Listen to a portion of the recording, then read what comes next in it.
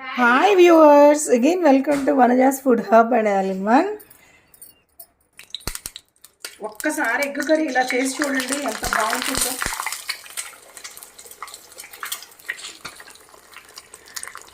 దానికోసం ఫస్ట్ మనం స్టవ్ వెలిగించి బాండీ పెట్టి బాండీ పైన బాండీలో ఆయిల్ వేయాలండి.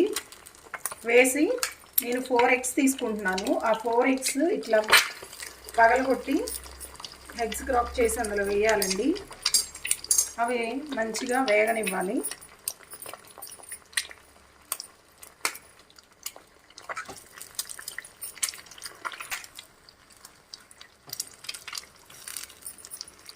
ఫస్ట్ మంచిగా వేగనివ్వాలండి. అవి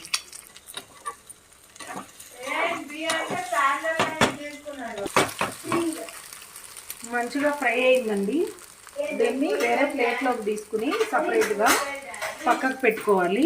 తర్వాత నీట్గా ఇట్లా ఎగ్ ఫ్రై అయిన తర్వాత నీట్గా తీసి పక్కన పెట్టుకుని అదే బాండీలో ఆయిల్ వేసుకోవాలండి.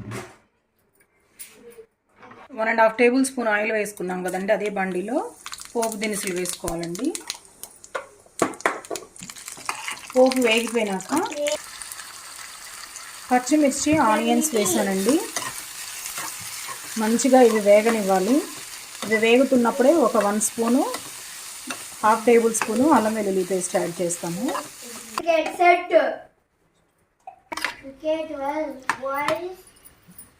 Pinch of turmeric powder add చేద్దామండి.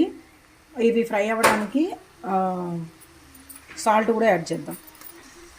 ఒక 1 టేబుల్ స్పూన్ సాల్ట్ యాడ్ చేశాను.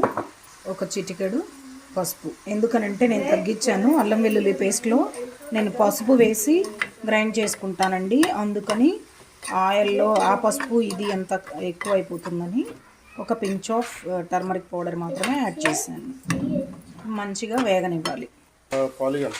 మంచిగా వేగాయి కదండి. ఇప్పుడు 2 టొమాటోస్ యాడ్ చేస్తున్నా అండి.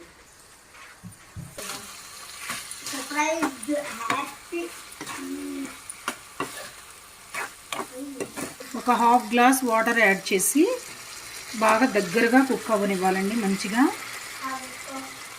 ఇప్పుడే ఈ స్టేజ్లోనే కారం కూడా యాడ్ చేస్తున్నా.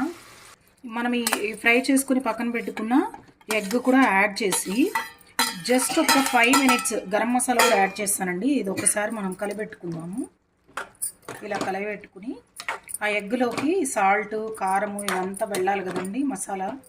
అందుకోసము ఒక్కసారి ఇట్లా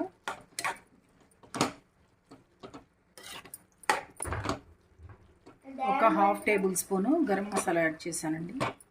మంచిగా ప్రాపర్గా కుక్ అవ్వనిద్దాము. ఇదంతా ఎగ్గుకు పడితే చాలండి.